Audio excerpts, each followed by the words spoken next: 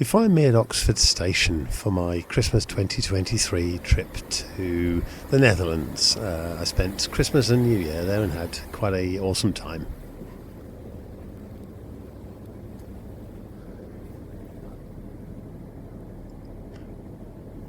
On this side.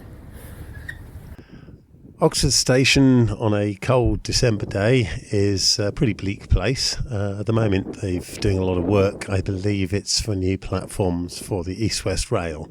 So the main road past the station under the bridge is closed. I think they're going to be lowering it again to make more headroom.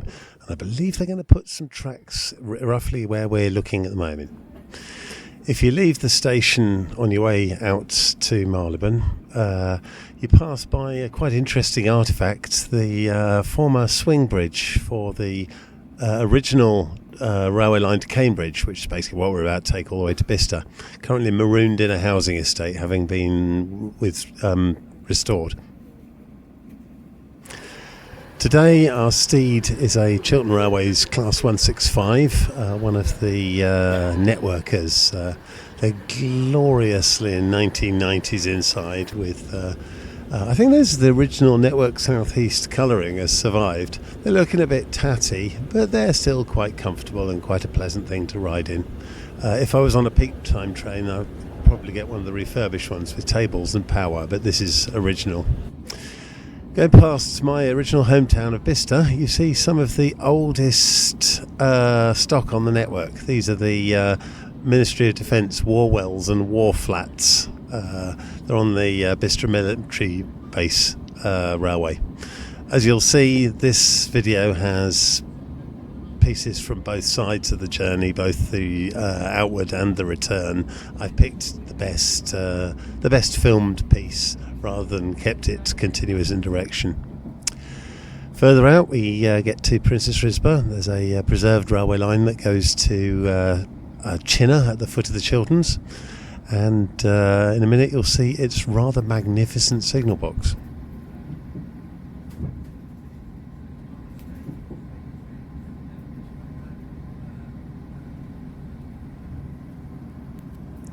Heading through a rather grim and wet Chilterns, we pass over the M25, then past the barely used Denham Golf Club station, which is one of the lesser used on this line certainly.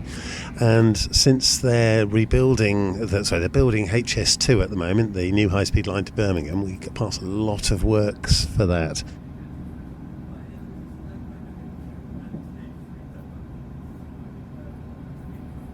Into London suburbia and past alongside the tube line for quite a long way. And then after that we dive into the tunnels, briefly appear to pass over the West Coast Main Line, and then back in the tunnels and into Marylebone Station. Familiar warm embrace.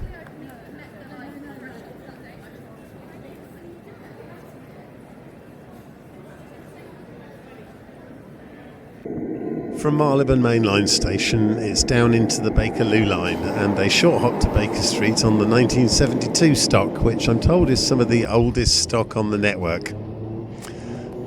Then we get a reversed traversal of Baker Street Station from the Bakerloo line up to the Metropolitan line, mainly because I didn't get a very good film on the way in, so you're getting me on the way back.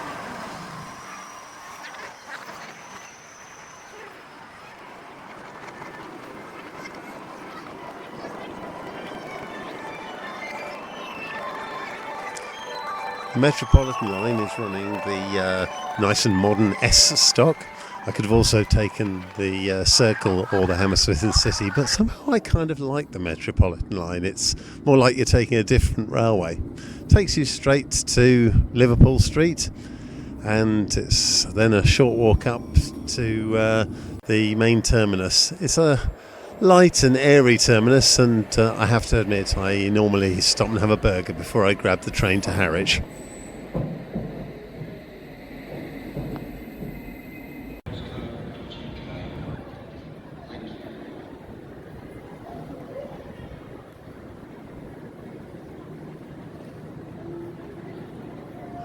Our train out to Manningtree is a Greater Anglia Class 745 or 720. You have to change at Manningtree. Always take a chance to have a beer at the rather nicely appointed station pub. And then there's a local train from Manningtree out to Harwich International. Once again, Harwich International is our main station, so please change here for the boat services. When leaving this train, please remember to take all your personal belongings with you.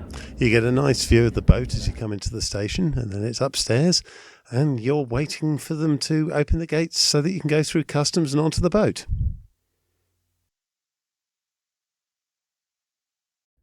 When I went through, the ramp up to the ship in Harwich wasn't open, so this is the Dutch entrance.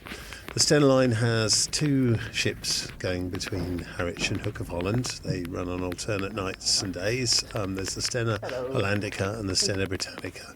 They're functionally identical. I'm not sure which one this is.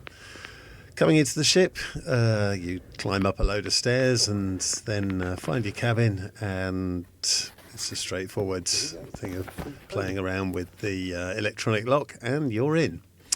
What do you get for your roughly 150 quid? It's not the largest of cabins. It's got two bunks. I'm sleeping on the lower one here. It's got a telly. It's got a shower. That's really all you need. Having dropped my stuff off in the cabin, it's then time to go downstairs to the Taste Restaurant. This is one of my all-time happy places, I have to admit. If it's a work day, I'll normally do my evening editing down here before taking a wander around the ship. These are big ships, and they filled the length of the main deck with an array of lounges, a duty-free shop, some bars, and even a cinema. But for me, particularly in the evening sailing, there's one thing I always like to do, which is go out to the back of the boat and stand on the rear deck. You're overlooking where they park some of the trucks, but you get a wonderful view of the sights of whichever port you're in. In this case, I'm looking out over the industrial part of the Rotterdam docks, which are just over the water from Hoek van Holland Haven. The crossing is only 7 hours long, so in the morning you wake up already docked, and it's time for a leisurely breakfast and disembarkation. And at Hoek van Holland you just walk across the road in front of the terminal to the brand new metro station. You're taking the Rotterdam metro. It's using the same RFID ticketing system the rest of Dutch buses and trains use, so it's very easy to get hold of a ticket. And then you just grab the next train going east towards Rotterdam. In my case, I'm going to Schiedam Centrum, where I'm going to change for the NS rail services.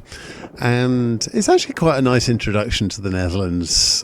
You ride through a bit of farmland, a lot of market garden type greenhouse land, and you go past the Maislandkering flood defences, like a big circular lock gate to protect inland from flood surges. And then you, in my case, arrive at Schiedam Centrum. If you want to go to Rotterdam Centrum, I suggest you change here and take the NS.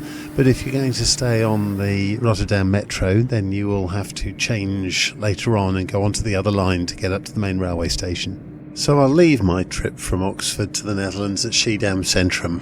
I jumped on an NS train and went off to see some friends of mine in a different part of the country. I did a whole load of things over the Christmas and New Year period, and I should have at least one video coming your way with some of that. I don't have a sponsor for my videos, but as before, I'd like to take a moment to talk about something else I'm involved with. I'm a board member of a small non-profit called Trans Rescue. We exist to help trans people like me escape dangerous and dodgy places around the world. I'd like you to take a look at our website and see what we do, and if you can, help us to continue our work. Thanks very much, and thank you for watching this video.